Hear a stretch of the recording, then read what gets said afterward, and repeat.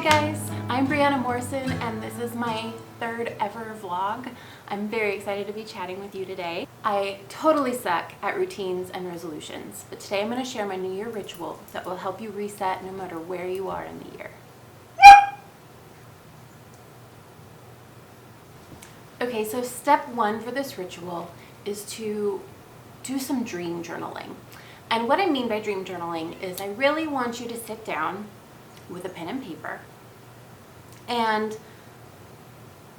write without any restrictions. I want you to imagine your perfect year. What do the next 12 months look like? No matter when you're starting, it doesn't matter if it's January or if it's July, but think about what does each month look like? What does each week look like to you? What are some maybe bigger goals that you'd like to achieve, things you'd really like to do?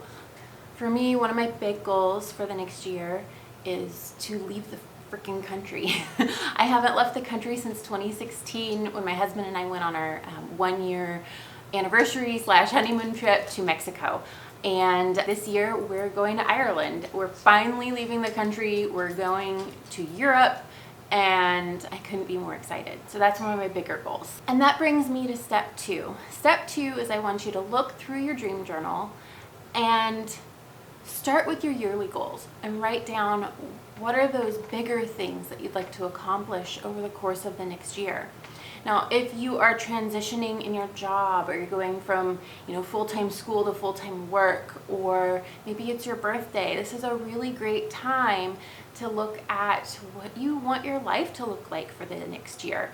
When I sit and think about what I want my life to look like, I imagine a more extraordinary life. And you can define what extraordinary means to you, but for me it means not settling. I don't want to settle for something that doesn't make me happy. I don't want to get stuck in this comfortable place that is just okay but doesn't bring me joy. I want to find joy and adventure in my life. So when I'm dream journaling and when I'm actually sitting down and setting my yearly goals, those are things I consider. Once you're done with your yearly goals, I want you to think about what maybe your monthly goals are going to be. These are not hard and fast rules. These aren't things you have to stick to. But again, we're just dreaming about our ideal life. So for your monthly goals, think about littler things that will bring you joy every month. That can be having a coffee date with a friend once a week. That can be making sure you go on a date night once a month. My husband and I never go on date nights, so that's definitely something I put on my monthly goal list, is I would love to go on a proper date night once a month. This year I would really like to focus more on minimalism and be more conscious of my consumption, and so I would love for both my husband and I to agree on doing a no spend week every month. And this means we could still buy groceries, we could still make food at home, but maybe we will not eat out and we won't pay to go out to the movies and we won't buy ourselves items that we don't necessarily need. If it's really that important, we can wait a week for it, unless it's something like critical that broke that we use every day, like our toothbrush or something. Now, step three is a little woo-woo. I love tarot, and so one of the things I like to do whenever I'm resetting for the year is to do a yearly tarot reading.